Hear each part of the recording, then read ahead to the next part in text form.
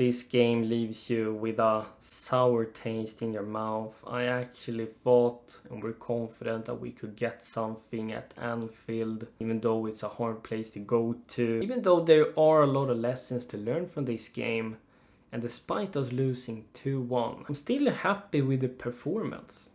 I thought the performance was good. I will say though, in my first talking point, that we can be our own worst enemies sometimes.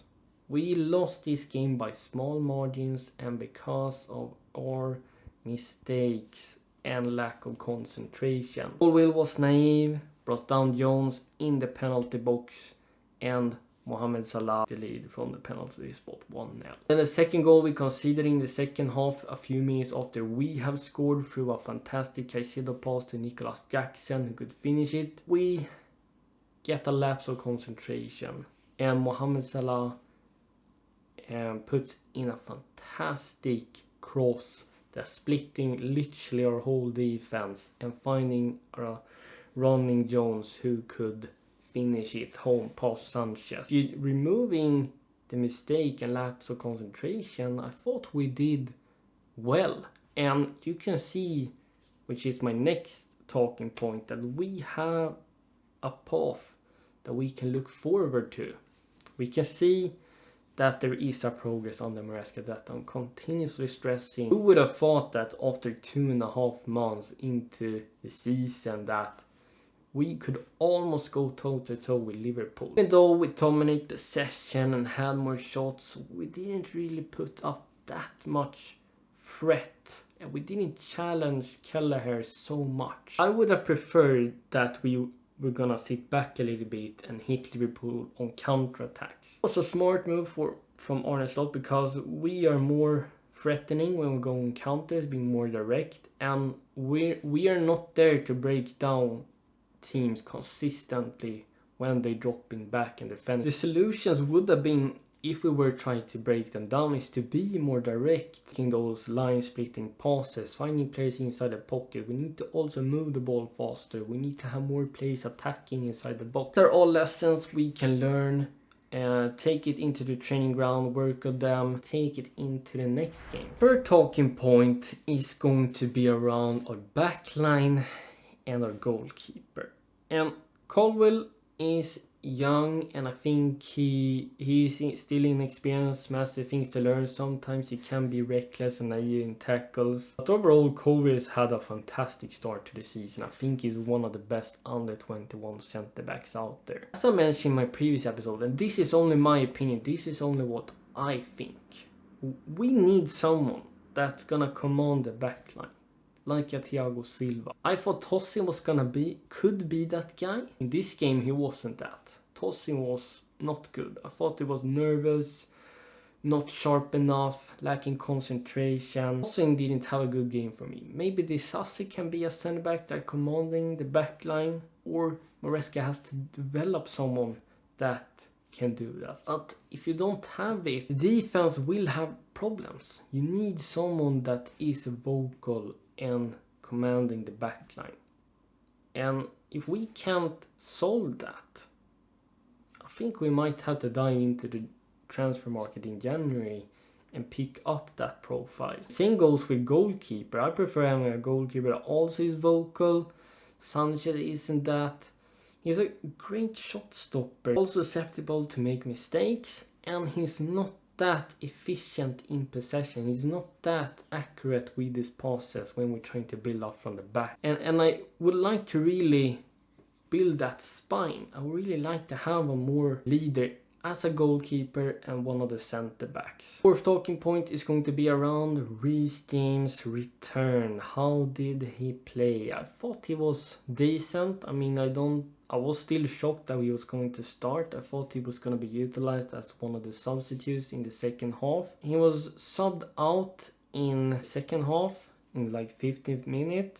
But I thought overall he had a solid return, a solid comeback. And Maresca has talked about that he will utilize James like once a week. He's not going to play every game. And I think that could be a good way to manage him, because otherwise he would just re-injure himself. It's great to see Reece James, our captain, back, and he was playing as an inverted right back, making that makeshift back free. And he was good in possession. I thought Reece James was solid. He started. That meant that Gusto was playing as a left back. And I didn't like it because I thought Renato Veiga deserved to start, but I could understand it because Gusto is faster than Veiga and Mohamed Salah is very fast and tricky. And Gusto had it really difficult stopping Salah. Any defender has it difficult against Salah. So now in terms of play performances, which is my last talking point, I just want to go through man of the match at Chelsea's side.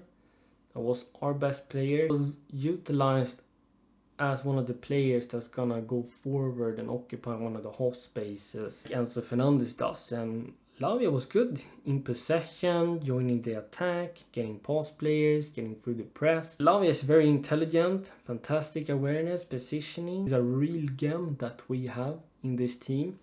And then he was subbed off and we saw Enzo Fernandez coming in. I would actually hope to continue with Lavia. I know you want to be careful, but he had such a good game, I didn't want to sub him out. But I couldn't understand why we brought in Fernandez, because of his switch balls, vision, and passing ability. I thought Caicedo was also good, getting an assist. Fantastic pass to Jackson.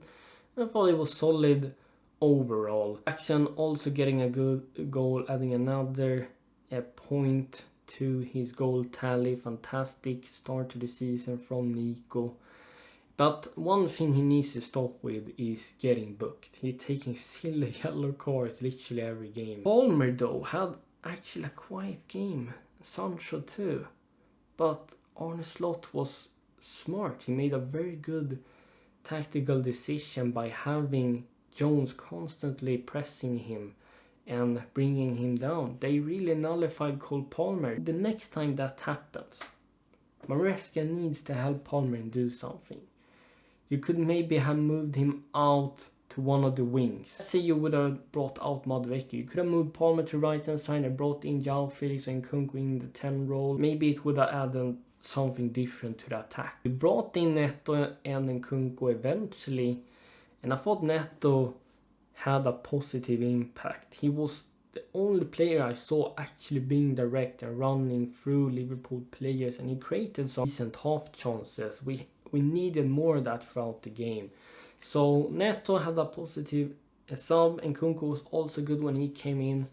But I would like Nkunku being utilized in one of the 10 roles. I want to see more there because he's not a pure striker for me. I thought he was utilized on the wing, and he's not a winger for me.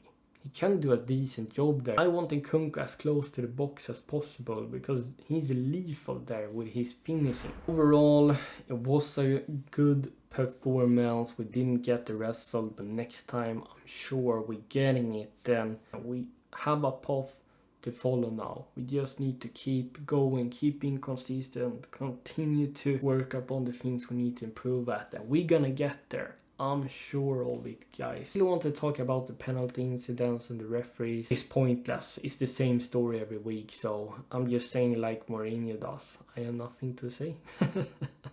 So that's it for my match review. Chelsea Explained is out. Bye.